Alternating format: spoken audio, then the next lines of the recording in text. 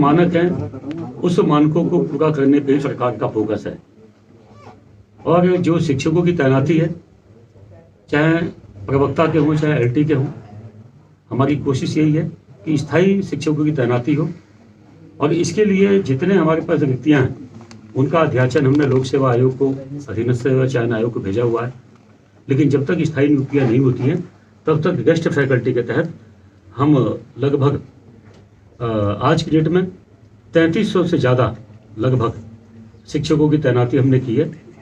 और जब तक स्थायी नियुक्ति नहीं होगी तब तक गेस्ट टीचर काम करेंगे। और हमने इससे संबंधित जो हमारे सचिव हैं हमने उनको निर्देशित किया है कि लगभग 1500 और अध्यापकों की आवश्यकता है, क्योंकि सुगम क्षेत्रों में तो हर व्यक्ति की इच्छा होती है कि हम वहाँ जाएं, लेकिन दुर्गम के विद्यालय कहीं ना कहीं अछूते रह जाते हैं।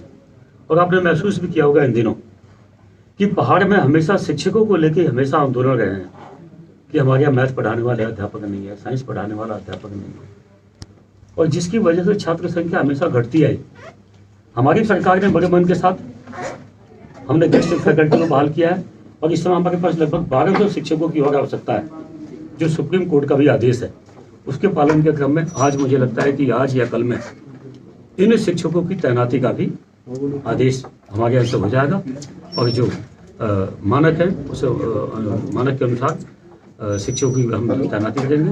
और जो पहाड़ में हमेशा एक आंदोलन होता था उस आंदोलन को भी कहीं ना कहीं हम शिक्षकों के अभाव में होता था, उसको भी कहीं ना कहीं उस पर पूर्ण विराम लगेगा। आपने गेस्ट टीचरों की संख्या कितनी है इसमें? जो 3300 आपने बताया कि अपॉइंट कर दिए गए हैं, इसमें लगभग 4500 के आसपास हमको सुप्रीम कोर्ट से अनुमति मिली थी और लगभग 3300 के आसपास तैनाती हो चुकी है और 1200 के आसपास और शिक्षकों की तैनाती होनी है। अलग इसके लिए नहीं, अटल उत्कृष्ट के लिए आपने कहा कि पहली बार नो एडमिशन का बोर्ड लगाना पड़ा। कितने एडमिशन हुए हैं अटल उत्कृष्ट विद्यालयों में? 189 अटल उत्कृष्ट विद्यालयों में 189 विद्यालयों में कितने एडमिशन हुए हैं इसकी सूची हम आपको उपलब्ध करा देंगे। लेकिन मैं एक चीज़ आपको बताना चाहूँगा, जो आपके लिए भी, हम लोगों के लिए भी, प्रदेश के लिए भी और डिपार्टमेंट के लिए बहुत बड़ी उपलब्धि है कि आप कई साल की समीक्षा करेंगे तो आपको ये महसूस होगा कि प्रति वर्ष छात्र संख्या सरकारी स्कूलों में घटती आई है। लेकिन इस साल 56,172 पिछले वर्षों की अपेक्षा एक ही वर्ष 56,172 छात्र संख्याओं की बढ़ोतरी हुई है, जो अपने आप में एक बहुत बड़ी उपलब्धि। सर, गेस्ट टीचरों पर आधारित हो गए हैं क्या आप अटल उत्कृष्ट स्कूलों में? आपने पहले कहा था कि हम 100% स्थायी शिक्षक देंगे, अब आप गेस्ट टीचरों का सहारा वहां पर ले रहे हैं।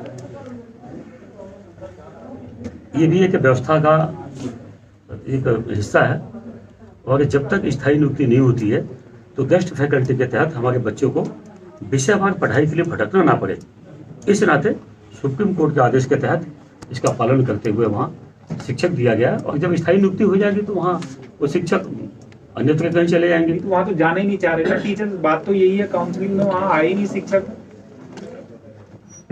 इसीलिए जहाँ जहाँ शिक्षक नहीं पहुँच पाए उस जगह व्यवस्था करने के लिए आज नई सूची जारी हो जाएगी।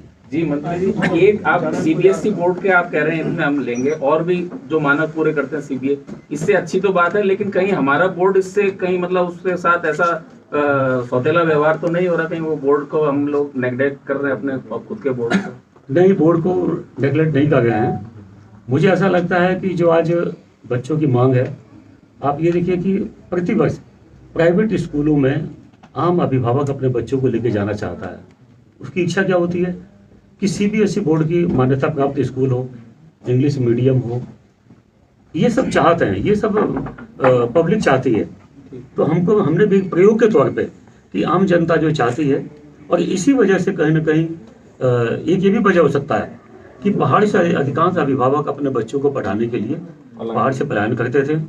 और उस पर कहीं ना कहीं मैं एक एग्जाम्पल आपको देना चाहूँगा कि मैं जिला योजना की बैठक पिथौरागढ़ में ले रहा था, तो वहाँ के माननीय कई विधायक जी लोगों ने कहा कि हल्द्वानी से कई परिवार ऐसे वापस आए हैं और उनका ये कहना है कि अटल उत्कृष्ट विद्यालय में विधायक जी हम लोगों के बच्चों का एडमिशन होना चाहिए, हम अपने बच्चों को पढ़ाने के लिए सीबीएसई बोर्ड से मान्यता प्राप्त स्कूलों को में जाने के लिए हम हल्द्वानी आए, लेकिन जब यही व्यवस्था पिथौरागढ़ में हो सकती है तो हम हल्द्वानी क्यों जाएं?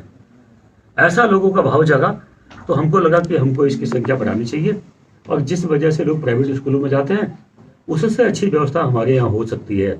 हम किसी पर कोई टिप्पणी नहीं कर रहे, लेकिन हमारे यहाँ योग्य अध्यापक हैं, ट्रेंड अध्यापक हैं, तो उनका हम एक अच्छा प्रयोग कर सकते हैं। और मुझे लगता है फर्स्ट फेज में जो हमको सफलता मिली है उसी को देखते हुए हम सेकंड फेज लागू कर रहे हैं, और आगे भी आम जनता इस पर विश्वास जताती है, छात्र संख्या बढ़ती है और शिक्षा की गुणवत्ता बढ़ती है, तो निश्चित ही इसको आगे बढ़ाने का काम। मंत्री जी, जो आपने कहा कि नो एडमिशन का बोर्ड लगाए, इसका कहाँ सबसे ज्यादा फीडबैक मिला? मैदान में या फिर